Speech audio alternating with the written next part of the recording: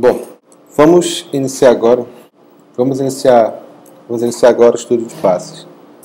Bom, como você já sabe, de acordo com Arrhenius, base é toda substância que em solução aquosa se dissocia ionicamente, liberando como ânion exclusivamente OH-. Então, base é toda substância que em solução aquosa libera OH-. Exemplo número 1 aqui para a gente entender, aqui eu tenho o AlOH3. Em água, ele vai se dissociar em Al3+, e OH-. 3 OH-, porque tem 3 OH aqui. Ele é uma base. Ele é uma base de Arrhenius porque ele libera OH- na sua estrutura. Isso aqui nós já estudamos. O que a gente vai estudar agora, vai começar a estudar agora, é a classificação que existem das bases. Vamos ver como é que funciona. Classificação das bases.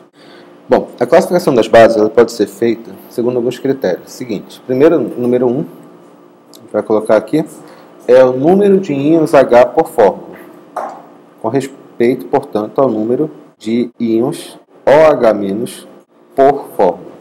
Ou seja, é com respeito ao número de hidroxilas. Hidroxilas, só lembrando, é o próprio OH-. Bom, continuando aqui. Uma base, ela pode ser monobase. Ela é chamada de monobase quando ela apresenta um íon OH-.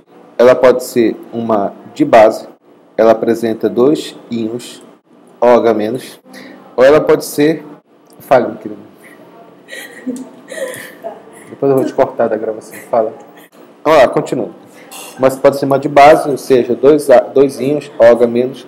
Ela pode ser uma tribase, ou seja, ela tem 3 íons OH-. A melhor maneira de a gente ver isso é verificando o exemplo.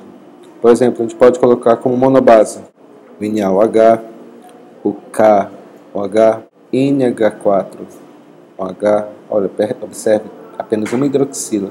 E a hidroxila é bem delimitada pelo número dela. Se tiver mais de uma, vai estar separado por parênteses. NaOH, o hidróxido de cobre, COOH.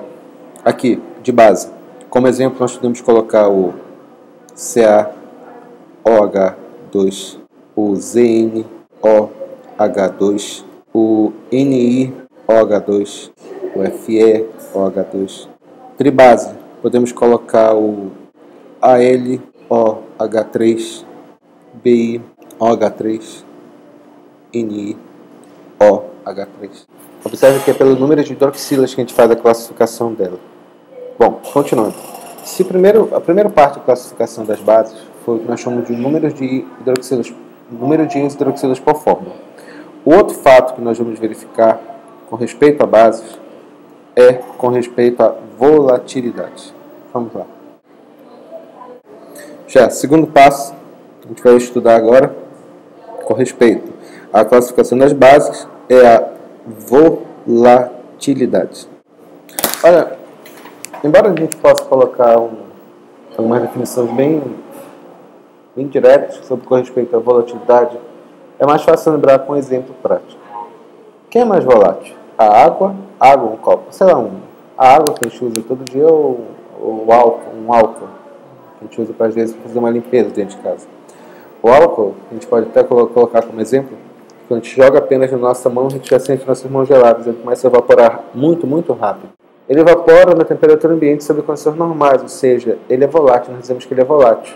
Porque volatilidade, a grosso modo, significa a capacidade de uma substância passar naturalmente da fase líquida para a fase gasosa à temperatura ambiente. Isso que é volatilidade. Embora seja um conceito, é importante lembrar, seja um conceito extremamente grosseiro, tudo bem? Então podemos dizer que, por exemplo, a água é volátil, a água não é tão volátil quanto o álcool, porque a água demora um pouco mais para evaporar. A volatilidade de uma substância tem a ver com o ponto de ebulição. Relembrando, o ponto de ebulição é a temperatura na qual a substância passa do estado líquido para o estado de vapor. Por exemplo, a água, o ponto de ebulição dela é em torno de 100 graus Celsius.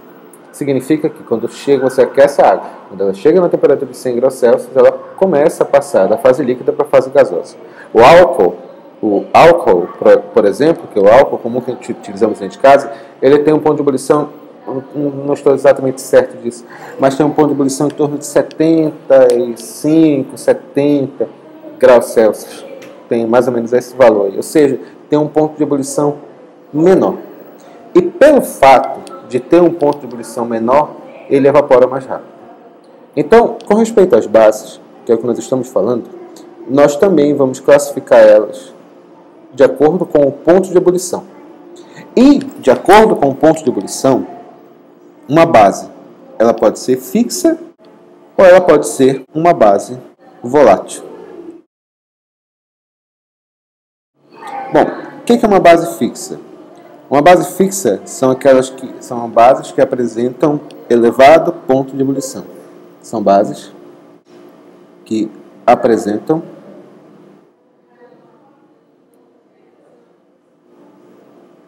elevado ponto de ebulição. Uma base volátil é uma base que apresenta baixo ponto de ebulição. Uma base fixa que a gente pode lembrar, com bastante calma, base fixa que a gente pode colocar, tem que lembrar do seguinte: a base de todos os metais, a base de metais, todos os de metais. Por exemplo, KOH, NaOH e o CaOH2, todos eles são metais. Ou seja, a grande maioria das bases elas são voláteis. A grande maioria das bases são bases fixas. A grande maioria das bases são bases fixas. Das bases ditas voláteis, que têm baixo ponto de ebulição, são pouquíssimos exemplos. Na verdade, praticamente o único exemplo mais cobrado em termos de vestibular, em termos de concurso, né, são de bases ditas voláteis. Esse cara aqui, NH4OH, muito conhecido como amoníaco também, o hidróxido de amônio. O hidróxido de amônio, que é conhecido como amoníaco, ele é uma base extremamente volátil. Acho que qualquer pessoa lembra disso, né? Quando pega um vidro de amoníaco e vai abrir, imediatamente você começa a sentir o cheiro. Isso é um fato químico. Quando você sente o cheiro de algo, significa que as moléculas que compõem aquele material estão evaporando, estão no ar e chegam até o seu nariz. Isso significa que a substância ela é relativamente volátil. Um exemplo é um perfume, ou até, exemplo mais terrível, um mau cheiro. Outro caso, sobre volatilidade agora. Agora, solubilidade. Bom, terceiro passo. Solubilidade de bases. Entende-se por solubilidade a capacidade de uma substância dissolver em outras. Uma solubilidade seria a capacidade de uma substância se dissolver em outra. Para nosso entendimento, solubilidade vai ser a capacidade de uma substância se dissolver na água. Dissolver significa se dispersar completamente. Por exemplo, pegar um pouco de açúcar, dissolver na água um pouquinho de açúcar. Se a gente conseguir mexer bem, homogeneizar completamente, você vai perceber que o açúcar aparentemente vai desaparecer, ou seja, ele vai se disseminar na água. Se eu colocar um pouco de areia, não. A areia vai, por mais que eu mexa, ela vai acabar precipitando, ela sempre vai para o fundo. A solubilidade de uma substância em outra é expressa através de uma grandeza chamada coeficiente de solubilidade.